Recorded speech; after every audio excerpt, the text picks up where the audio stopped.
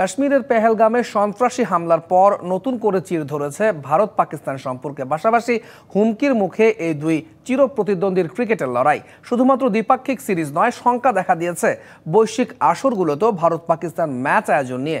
এরই মধ্যে পাকিস্তানের বিপক্ষে কোনো ম্যাচ না খেলার বিষয়ে আইসিসিকে চিঠিও দিয়েছে ভারতীয় ক্রিকেট বোর্ড। আর এমনটা হলে বড় ধরনের আর্থিক ক্ষতির মুখে পড়বে আইসিসি ও এসিসি। ভারত পাকিস্তান প্রতিবেশী হলেও তাদের সম্পর্কটা বন্ধুর মতো নয়। দুই দেশের রাজনৈতিক বৈরিতার ছাপ পড়ে খেলার মাঠেও, যার ফলে 2013 সালের পর দ্বিপাক্ষিক সিরিজের দুয়ার বন্ধ আছে ভারত পাকিস্তানের। কাশ্মীরে সন্ত্রাসী হামলার পর ভবিষ্যতে পাকিস্তানের সাথে সিরিজ খেলবে না বলে জানিয়েছিল বিসিসিআই।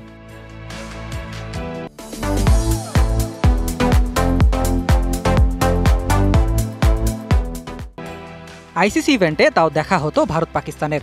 এবার বন্ধ হতে চলেছে সেই সম্ভাবনাও। পেহেলগামের ঘটনার সুদূর প্রসারী প্রভাব পড়তে যাচ্ছে দুই দেশের ক্রিকেটীয় সম্পর্কেও। আইসিসি ও এশিয়ান ক্রিকেট কাউন্সিল আয়োজিত টুর্নামেন্টেও যেন পাকিস্তানের সাথে খেলতে না হয়, সে ব্যাপারে আইসিসিকে অনুরোধ করেছে ভারতীয় ক্রিকেটের সর্বোচ্চ সংস্থা বিসিসিআই। দ্বিপাক্ষিক সিরিজ না হওয়ায় ভারত পাকিস্তান ম্যাচের জন্য ক্রিকেট প্রেমীদের অপেক্ষা করতে হয় আইসিসি বা এসিসি আয়োজিত টুর্নামেন্টের জন্য। কেননা এসব আসর মানেই দুই চিরপ্রতিদ্বন্দ্বীর লড়াই। দর্শকদের আগ্রহের চূড়ায় থাকা এই দ্বৈরথ বড় ভূমিকা রাখে আইসিসি ও এসিসির আর্থিক খাতেও।